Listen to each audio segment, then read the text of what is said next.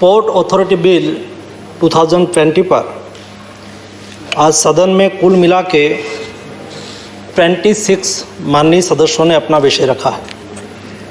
आदरणीय शक्ति सिंह जी गोहिल, सुरेश प्रभु जी, शुभेंदु शेखर रोय, Subhash Chandra Singh ji, P Wilson जी, बाला Prakash ji, Ram Gopal Yadav ji, Ramchandra Prasad ji, alarm करीम जी नहीं बैठे हैं। राष्ट्र प्रोफेशनल जगह पे के नाम पर हर जगह हर के रविंद्रन जी, अनिल देसाई जी, विनय विश्वम्भम जी, नारायणदास गुप्ता जी, सम्माननीय राम जी, थम्बी दोराई जी एंड हमारे पूर्व शिपिंग मिनिस्टर रहे ऐसे वासन जी और जुगल जी, सभी लोगों ने अपना विस्तार से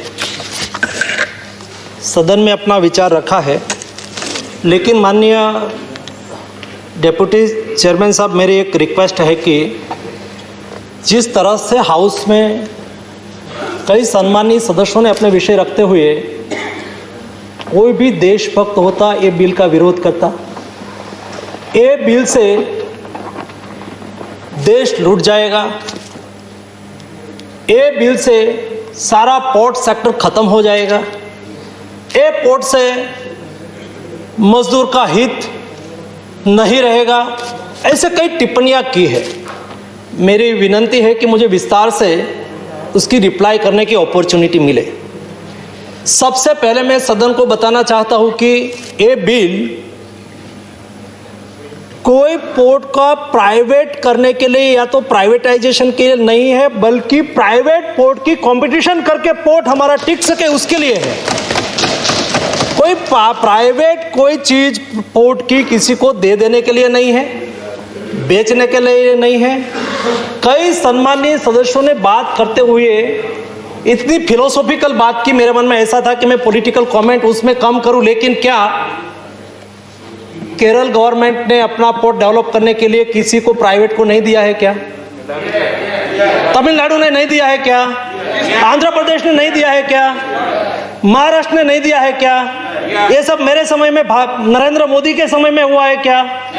और ये बिल हम लेके आए हैं कि आज प्राइवेट पोर्ट और मेजर पोर्ट, जब पोर्ट ट्रस्ट एक्ट 1963 में था और ये पोर्ट में उस वक्त सर्विस बेस्ड पोर्ट था, प्राइवेट पोर्ट थे नहीं, और प्राइवेट पोर्ट नहीं होने से कंपटीशन नहीं थी।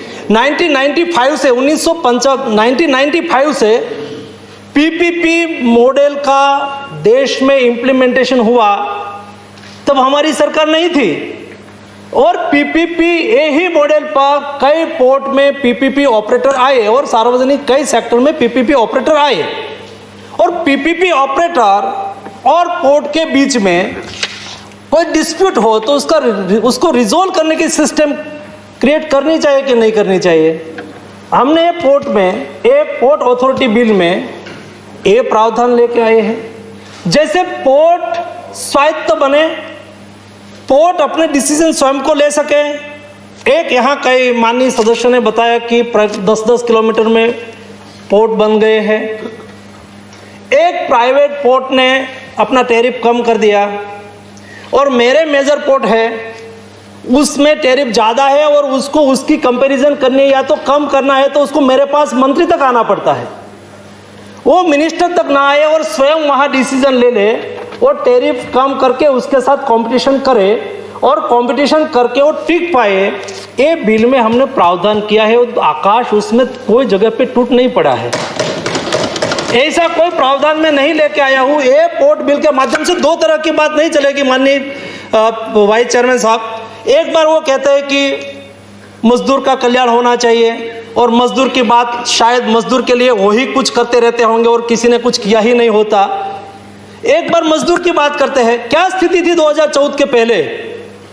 ये जब मैं, गडकरी जी मेरे सीनियर मंत्री हुआ करते थे और मैं जूनियर मंत्री था, उस वक्त कलकत्ता से एक लेबर यूनियन, पोर्ट का यूनियन गडकरी जी को मिलने के लिए आया था, और उसके बाद वो मुझे मिला। उस वक्त वो रिक्वेस्ट कर रहे थे कि हमारा पोर्ट बंद होने की संभावना है, आप पोर्ट को बचा लीजिए, ये पोर्ट को बंद मत करना। कौन से मॉडल पर ये पोर्ट चलता था? क्यों ये स्थिति आ गई थी? ये ही पोर्ट में 25,000 पेंशनर है जिन्होंने पोर्ट बनाने के लिए मेहनत किया है और पोर्ट में अपना काम करके जिंदगी व्यतीत की। वो बोल रहे थे कि हमें पेंशन नहीं मिलेगा, हमारे परिवार का क्या होगा? जो एम्प्लॉइज थे वो आके हमको बता रहे थे कि पोर्ट मत बंद करिए। साहब, यही पीपीपी मॉडल से हमने उसको रीडेवलप करने की शुरुआत की। मुझे बताते हुए खुशी हो रही है कि जब 1 साल पहले कलकत्ता पोर्ट को 150 साल हुई और उस अवसर पर माननीय सम्मानीय प्रधानमंत्री जी वहाँ उपस्थित हुए थे, उस वक्त सभी पेंशनर की लायबिलिटी हमने खत्म कर दी, LIC में पैसा जमा करवा दिया और सभी पोर्ट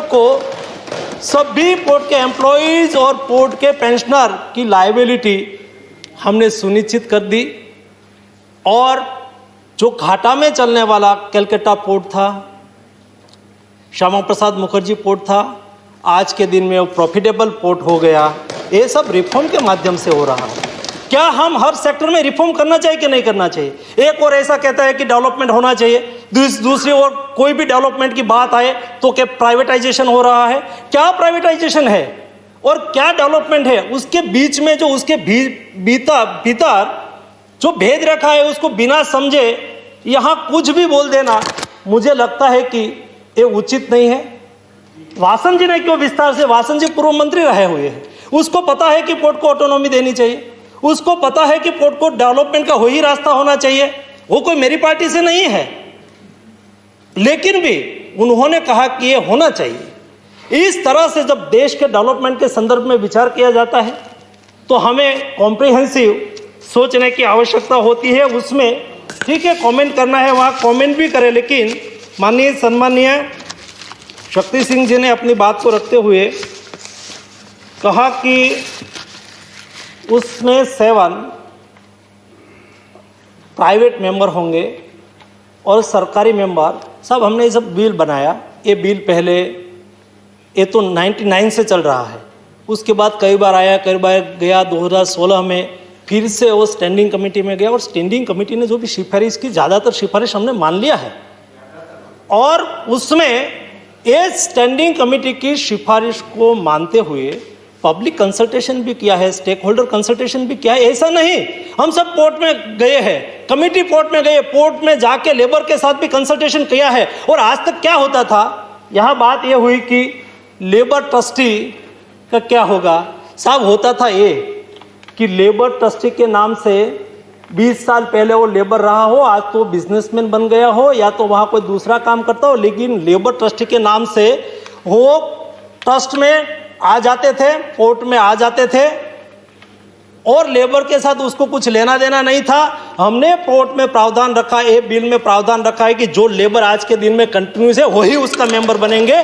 उसके नाम से राजनीति करने वाले लोग उसमें नहीं आए, ये भी हमने प्रबंध किया। शक्ति सिंह जी, मुझे बताते हुए खुशी हो रही है कि आपने कहा कि उसमें एक्सपर्ट लोग भी होना चाहिए। जो 2 मेंबर है, हम ऐसा लेना चाहते हैं जो एक्सपर्ट हो, इस क्षेत्र में उसका एक्सपीरियंस हो और उसका कोई कंट्रीब्यूशन हो। ऐसे एक्सपर्ट लोगों को भी हम उसमें लाएंगे। और दूसरा, स्टेट गवर्नमेंट का प्रतिनिधित्व कहाँ कभी भी खत्म नहीं होगा। फेडरल स्ट्रक्चर को मोदी गवर्नमेंट मानती है और सभी स्टेट गवर्नमेंट के एक डायरेक्टर उसमें रहेंगे। सभी डिपार्टमेंट जो संलग्न है उसके भी मेंबर उसमें रहेंगे। कोई ऐसा नहीं होगा जिसमें उसकी नीति को या तो पोर्ट में। तीसरा सबसे इंपॉर्टेंट थिंग्स तो ये है सर कि उसमें एक तो पहले ये बिल और प्राइवेटाइजेशन को कुछ लेना देना ही नहीं है। ये बिल में एक भी ऐसा वर्ड नहीं है। और ये फर्स्ट अरुण जेटली जी ने भी कहा था कि पोर्ट का प्राइवेटाइजेशन नहीं होगा। नितिन गडकरी जी ने भी कहा था पोर्ट को हम प्राइवेट नहीं करेंगे। और ये फ्लोर पर तीसरे शिपिंग मिनिस्टर के रूप में, पोर्ट शिपिंग एंड वाटरवेज के मिनिस्टर में मैं भी बोल रहा हूँ कि हम कभी पोर्ट का प्राइवेटाइजेशन नहीं करेंगे।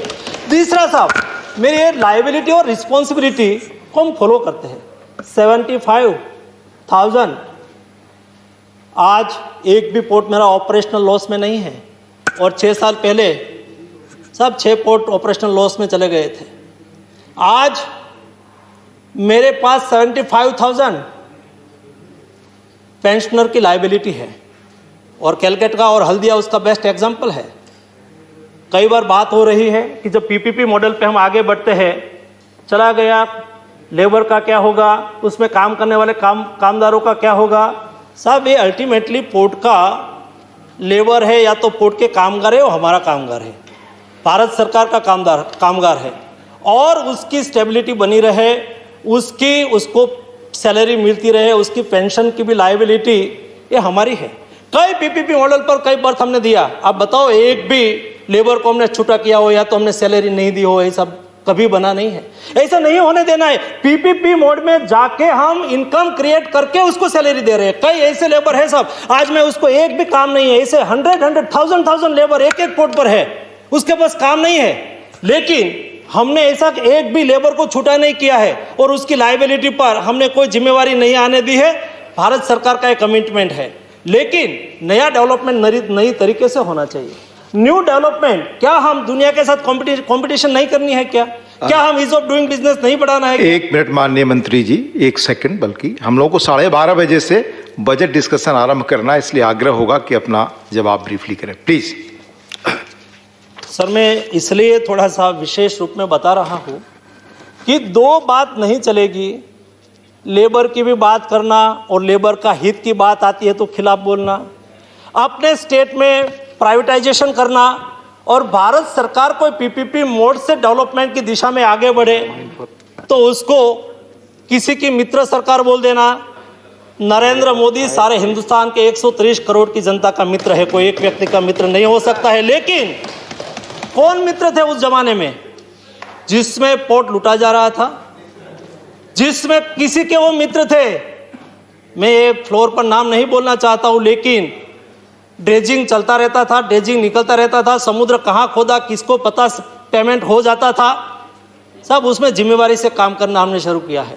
मैं एक एक विषय पर विस्तार से बोल सकता हूं, लेकिन देश में डेवलपमेंट समुद्र रूट से, यहाँ एक माननीय सदस्य ने अच्छा बताया कि यही समुद्र रूट से देश में गुलामी, देश को गुलाम करने वाले लोग आए थे, या तो यही रूट से, ये ऐसा ही रूट है हिंदुस्तान का। ये हमारी मैरीटाइम हिस्ट्री नई नहीं है, 5000 साल पुरानी है। 5000 साल पुराना इंडस सिविलाइजेशन की सभ्यता का सबसे बड़ा नगर धोलावीरा और लोथल विश्व के सबसे पुराना डॉक भी हिंदुस्तान में है। और यही हिंदुस्तान है जो हमारे ईस्ट कोस्ट से जैसे लोग आए थे, वैसे पैसिफिक आइलैंड कंट्रीज और ईस्टर्न कंट्री में यही मगध साम्राज्य था, यही कौटिल्य साम्राज्य, यही शैल्य साम्राज्य था, यही सब लोगों ने पांडियन साम्राज्य था, जिन्होंने दूर सुदूर इंडियन ओशियन में और इंडियन ओशन के बाहर जाके अपनी सत्ता चलाई थी। यही हमारा गौरवशाली इतिहास है, जरा उसको भी याद करिए। हमारी शक्ति मैरीटाइम सेक्टर में कभी कम नहीं थी। आवश्यकता है आज़ादी के बाद सर मैरीटाइम सेक्टर जिस तरह से उपेक्षित रहा। अंग्रेज लोग क्यों आए थे कलकत्ता, और कलकत्ता में पोर्ट क्यों बनाया? उसको 2 इनलैंड वाटरवेज मिलता था, एक गंगा इनलैंड वाटरवेज मिलता था, एक ब्रह्मपुत्र इनलैंड वाटरवेज मिलता था। आज़ादी के बाद ये वाटरवेज इंप्लीमेंट नहीं रहे। आज हमने वाराणसी से 1400 किलोमीटर हल्दिया से 200 किलोमीटर सुंदरबन से जमुना रिवर बांग्लादेश में प्रोटोकॉल रूट के माध्यम से 800 किलोमीटर और 980 किलोमीटर असम में, कुल मिला के 4000 किलोमीटर इंडियन वाटरवेज आज के दिन में हमने डेवलप कर दिया है, ऑपरेशनल होने लगा है। अगले दिनों में उसका रिजल्ट आने वाला है। यही पोर्ट सेक्टर में प्रॉफिट बढ़ा के पिछले 6 साल में, केवल 6 साल में हमने डबल कर दिया है, प्रॉफिट बढ़ा दिया है, लायबिलिटी हमने कम करती चली है। मॉडर्नाइजेशन के लिए 300 प्रोजेक्ट आज ऑनगोइंग है। ये 300 प्रोजेक्ट के माध्यम से साहब ये समुद्र तट का इस्तेमाल हम रोपेक्स के लिए नहीं कर सकते क्या? एक जगह से दूसरी जगह पे हमारा कार्गो ट्रांसपोर्ट हो और पोल्यूशन कम हो, पोल्यूशन का सोल्यूशन हो, उसके लिए रोपेक्स फेरी अगले दिनों में चलाना शुरू किया है। कोस्टल कार्गो बढ़ाया है हमने, जो पहले 50 मिलियन टन होता था, 78 मिलियन टन होने लगा है। कई चीज़ों में ऐसा काम हमने किया है। मैं केवल लास्ट में आपको इतना ही बताऊंगा माननीय चेयरमैन साहब, ईज ऑफ डूइंग बिजनेस में 2014 में हम 134 पर थे, आज हम 63 पर है। ये हमारा डेवलपमेंट है, ये हमारा रिजल्ट है। Cargo handling million ton 555 million ton cargo handling major port से होता था, आज 704 million ton cargo Indian port से मेजर पोर्ट से होता था। ड्राफ्ट डेवलप करना आवश्यक था, इंडिया में ड्राफ्ट नहीं था, कैप साइज वेसल इंडिया में नहीं आ सकता था, आज कैप साइज वेसल आए और एवरेज ड्राफ्ट 12 मीटर था, हमने बढ़ा के 14.50 मीटर कर दिया है और आगे बढ़ रहा है। टर्न अराउंड टाइम केवल 5 पॉइंट ही मुझे पढ़ना है, टर्न अराउंड टाइम 44 आवर्स था, आज 36 आवर हो चुके हैं। एवरेज बर्थडे आउट 12,468 था, वो 16,433 कर दिया है। कार्गो हैंडलिंग भी बढ़ गया है, फाइनेंशियल परफॉर्मेंस हमने डबल कर दिया है। देश में क्रूज कोल बढ़ने लगा है, मैरीटाइम सेक्टर करबद्ध बदल रहा है और बदलते मैरीटाइम सेक्टर में मेरा आग्रह है कि सम्मानीय सदस्य ये बिल को समर्थन करें और डेवलपमेंट में अपना सहयोग दे। धन्यवाद। धन्यवाद। श्री मनसुख